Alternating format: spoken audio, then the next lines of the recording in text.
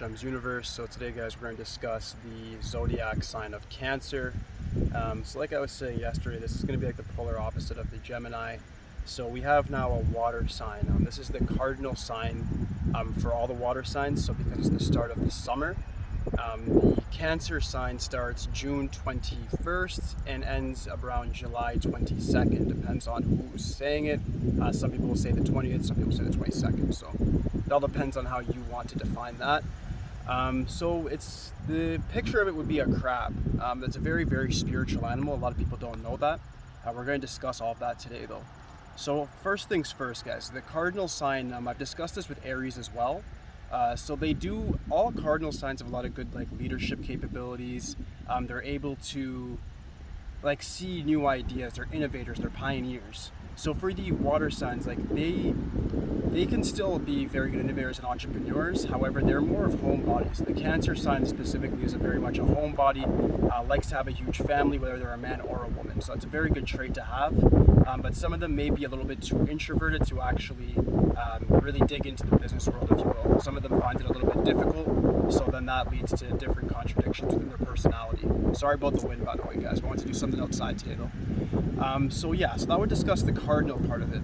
So with the crab now, though, the crab part is very, very interesting. The crab is like considered like a spiritual animal that's actually bridging the physical to the spiritual world. So it's very, very coincidental that they use that because the moon stands for our subconscious, and the moon is the planetary influence of Cancer.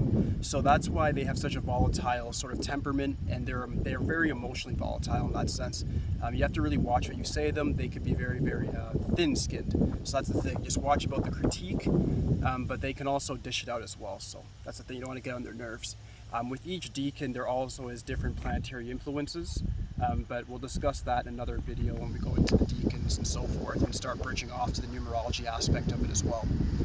But in regards to the moon, these people are powered by that. Very, very powerful planet, if you will.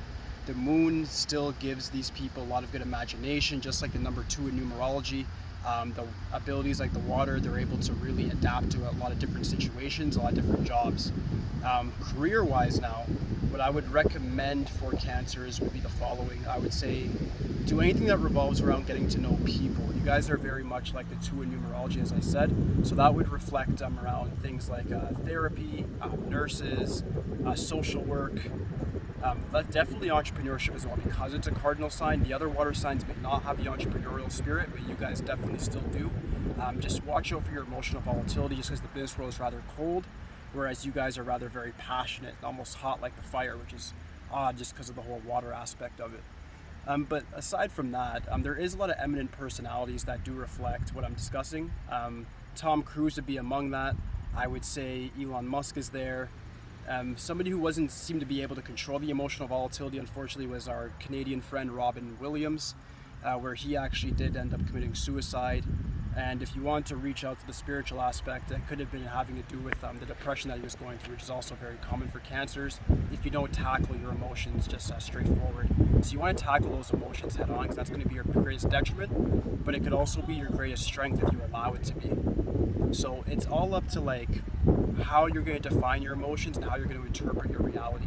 If you're able to use what I'm telling you, use it as a cheat code, use the numerological code that you have, use your astrology signs, and actually bring them together to create a conglomerate, you'll actually be able to do a lot better in your life, and you'll be able to tackle problems and actually observe it instead of just going through it. Because when you can observe your emotions and look at them and understand that, hey, I do feel this way, I'm angry or I'm moody today, or maybe I'm holding grudges, you're then able to release those things, and then you can move on with your life in a more progressive way. So that would be the main synopsis of the Cancer. It does get a lot deeper than that in regards to when we go through the decans, just because the secondary influence in those decans do have a huge, huge role with every single zodiac sign in regards to how they're going to react to their environment and just how they really posture within their environment as well. So I'm really excited to get into that within the next couple of months. But aside from that, guys, that would conclude the synopsis of the Cancer zodiac sign. If you guys have any questions for me, want me to dig a little bit deeper, just leave something for me in the comments and I'll be happy just to answer you directly. Aside from that, though, please like, subscribe, holler at me. Tomorrow's Leo, guys. Thank you.